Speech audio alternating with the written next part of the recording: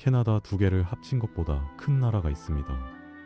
11개의 시간대를 가로지르며 동쪽 끝에서 서쪽 끝까지 9,000km가 넘는 이 거대한 제국, 지구 육지의 8분의 1을 차지하는 러시아 말이죠. 그런데 더 놀라운 건 이 나라가 과거에는 지금보다 훨씬 더 컸다는 겁니다. 1866년 러시아는 폴란드에서 알래스카까지 유럽과 북미를 동시에 지배했거든요. 하지만 불과 500년 전만 해도 러시아라는 나라 자체가 존재하지 않았습니다. 몽골에게 조공을 바치던 작은 공국들이 어떻게 세계 최대 제국으로 변했는지 지금부터 그 충격적인 이야기를 시작해 보겠습니다. 모든 것은 우랄 산맥 서쪽의 끝없는 평야에서 시작됐습니다. 볼가강과 그 지류들이 흐르는 광활한 땅, 지금의 모스크바와 카잔이 자리한 러시아의 심장부죠. 중세 이전까지 이곳에는 제대로 된 국가가 없었지만 폰틱 카스피 초원에는 수세기 동안 놀라운 전사들이 살았습니다. 고대 그리스를 공포에 떨게 한 스키타이인, 로마를 위협한 훈족, 그리고 로마를 무너뜨린 고트족까지 말이죠. 스칸디나비아에서 남아한 바이킹들이었습니다. 여러분이 아는 바이킹은 아마 영국을 약탈하는 모습일 겁니다. 하지만 진실은 달라요. 바이킹들은 동유럽에서 훨씬 더 큰 일을 벌이고 있었거든요. 발트해를 건너 볼가강, 돈강, 드네프르강이라는 거대한 물길을 따라 남아한 그들은 흑해와 카스피해까지 도달했고 당시 세계 최강 대국이던 비잔틴 제국과 아랍 칼리파국을 약탈했습니다. 그런데 이 약탈자들이 점차 정착민으로 변했다는 게 흥미롭죠. 시간이 흐르면서 이들은 방가에 도시를 세우기 시작했고 키예프와 노브고로드 같은 독립 도시국가를 키워나갔습니다. 루스라고 불린 이 바이킹 통치자들은 현지 슬라브 민족과 결혼하며 동화됐고 영토를 확장해 9세기 후반에는 키예프 루스라는 거대한 국가를 만들어냈죠. 3세기에 이르러 노브고로드, 프스코프, 모스크바 같은 공국들이 강과 호수를 따라 번성했는데 특히 노브고로드는 발트해를 장악한 한자 동맹과의 무역으로 어마어마한 부를 쌓았거든요. 평화와 번영이 계속될 것 같았습니다. 하지만 T123년 동쪽에서 전례 없는 공포가 다가오고 있었죠.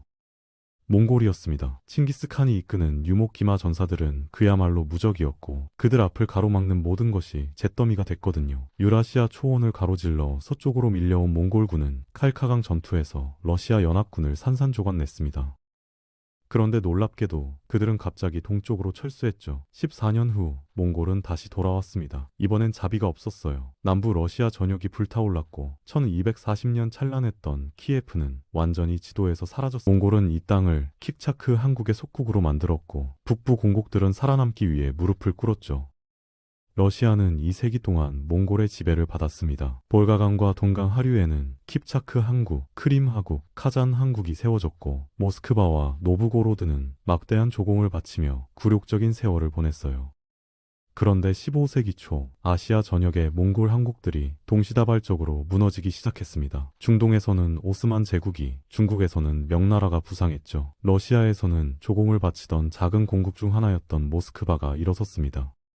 1462년부터 1505년까지 통치한 이반 3세는 몽골의 멍에를 벗어던지고 주변 공국들을 집어삼키기 시작했거든요. 카잔 한국과의 전쟁에서 승리해 볼가강 상류를 장악했고 부유한 노브고로드와 프스코프, 트베리까지 정복했습니다. 16세기 초 라도가 호수에서 볼가강을 따라 남쪽으로 뻗은 최초의 중앙집권적 러시아 국가가 드디어 탄생한 겁니다. 그런데 이반 3세의 손자는 할아버지보다 훨씬 더 야심찼습니다. 역사에서 뇌제로 불리는 이반 4세 말이죠. 1547년 이 남자는 스스로를 전 러시아의 첫 차르로 선포했고 러시아를 카스피해까지 밀어붙였습니다. 하지만 그의 진짜 야망은 동쪽에 있었어요.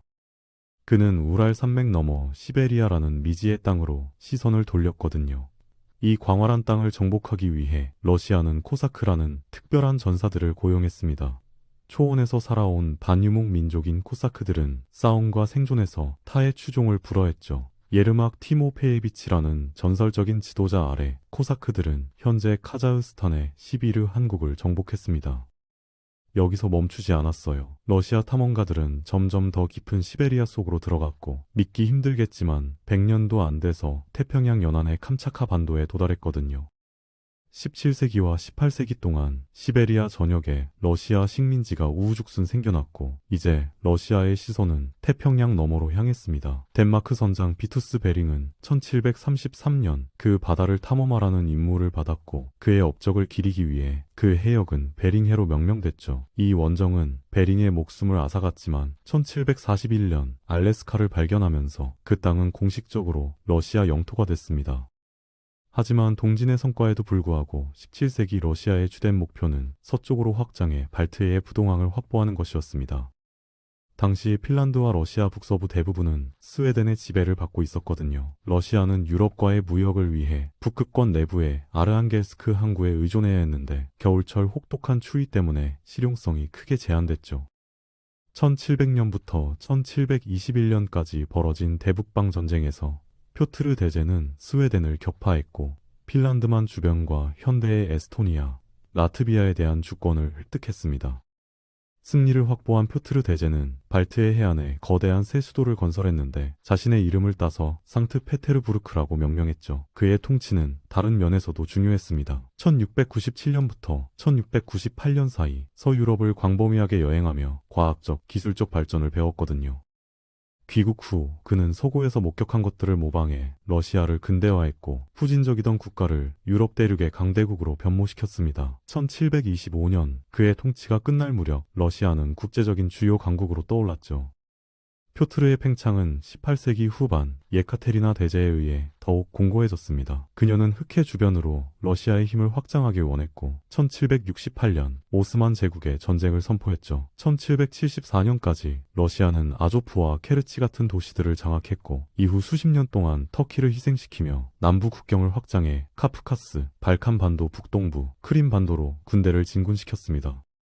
예카테리나 대제 치하에서 획득한 다른 영토는 폴란드 분할로 가능했어요. 폴란드 리투아니아 연방은 18세기 동안 급격히 쇠퇴했고 1770년대가 되면 러시아, 프로이센, 오스트리아가 그 나라를 분할할 위치에 있었습니다. 1772년, 1793년, 1795년 세 차례의 분할을 거치며 러시아는 우크라이나 대부분, 벨라루스와 리투아니아 거의 전부, 동부 폴란드 일부를 획득했죠. 이것은 러시아의 유럽 내 위치를 가장 강력한 국가로 확고히 했는데 주로 엄청난 규모와 동원 가능한 무수한 인구 덕분이었거든요. 이러한 군사적 위력은 나폴레옹 전쟁 중에 명확히 드러났습니다. 대륙의 강국들 중 오직 러시아만이 나폴레옹의 진격을 성공적으로 견뎌냈거든요. 1812년 프랑스의 침공을 당했음에도 러시아는 이를 격퇴했는데 주로 영토의 광활함과 혹독한 겨울 때문이었죠. 침공한 프랑스 군대는 이 두 요소에 의해 완전히 괴멸됐습니다. 1815년 전쟁이 끝날 무렵 러시아는 현재 폴란드의 일부와 핀란드에 대한 통제권도 얻었어요. 러시아는 19세기 동안 권력의 정점에 도달했고 유럽의 다른 강대국들, 특히 영국은 러시아의 지속적인 팽창이 자신들의 식민지 이익을 위협할 거라는 진정한 두려움을 느꼈습니다. 극동에서 러시아는 1861년 중국으로부터 영토 양보를 확보했고 이는 태평양 연안의 유일한 부동항인 블라디보스토크 건설로 이어졌죠. 1867년 러시아는 알래스카를 710만 러에 미국에 매각했는데 오늘날 화폐 가치로 1억 5,100만 달러에 해당하는 금액이었거든요. 알래스카 포기를 보상하기 위해 러시아는 중앙아시아로 더 깊이 진출했고 이는 영국령 인도에 대한 침범으로 간주한 영국의 우려를 불러일으켰습니다. 이로부터 발생한 엄청난 경쟁은 그레이트 게임으로 알려졌는데 영국과 러시아가 아프가니스탄과 페르시아에 대한 통제를 놓고 경쟁했죠. 두 경우 러시아의 계획은 좌절됐지만 현재의 카자흐스탄, 우즈베키스탄, 타지키스탄, 투르크메니스탄, 키르기스스탄 지역에 대한 통제권은 확보했습니다.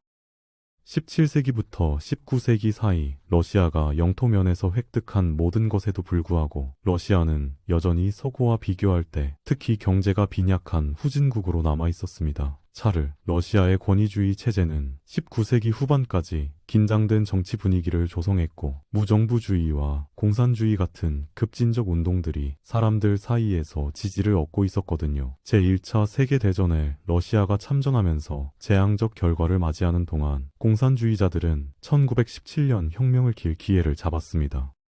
그해 말까지 블라디미르 레닌의 지도 아래 볼셰비키는 상트페테르부르크와 모스크바의 통제권을 장악했지만 백군으로 알려진 덜 급진적인 세력과의 치열한 내전이 뒤따랐죠. 1923년 전쟁이 종결됐을 때 소비에트 사회주의 공화국 연방, 즉 소련이 출현했습니다. 공산주의자들은 러시아 제국 영토의 대부분을 유지했지만 폴란드, 핀란드, 발트 3국은 이 기회를 이용해 독립을 선언했어요. 하지만 소련의 생존 자체는 1939년 제2차 세계대전 발발과 함께 빠르게 의문에 처했죠.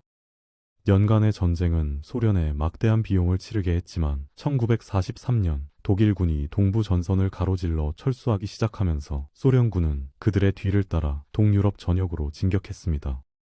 전쟁 후 소련은 사실상 그 지역 전체를 병합할 수 있었는데 발트 3국은 소비에트 공화국으로 직접 통합됐고 폴란드, 동독, 체코슬로바키아, 헝가리 같은 나라들에는 공산주의 위성국가가 수립됐죠. 전후 시기에는 추가 영토 확장은 없었지만 미국과의 냉전이 전개되면서 북한, 북베트남, 쿠바 같은 다른 공산주의 정권들을 지원하며 러시아의 영향력이 전 세계에 행사됐습니다.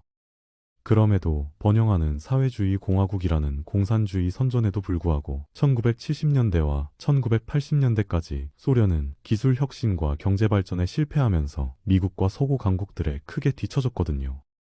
미하일 고르바초프가 소련을 개혁하려는 노력에도 불구하고 피해는 이미 돌이킬 수 없는 상태였습니다. 이후 몇 년 동안 공산주의의 전체 구조가 붕괴하기 시작했고 동구권 국가들이 모스크바에서 분리되기 시작했죠. 이는 1990년과 1991년의 사건들 속에서 정식으로 이루어졌는데 소련이 해체되면서 독립 우크라이나, 벨라루스, 리투아니아, 라트비아, 에스토니아, 카자흐스탄, 우즈베키스탄, 조지아, 아르메니아, 아제르바이잔, 그리고 마침내 현대의 러시아 연방이 탄생하게 됐습니다.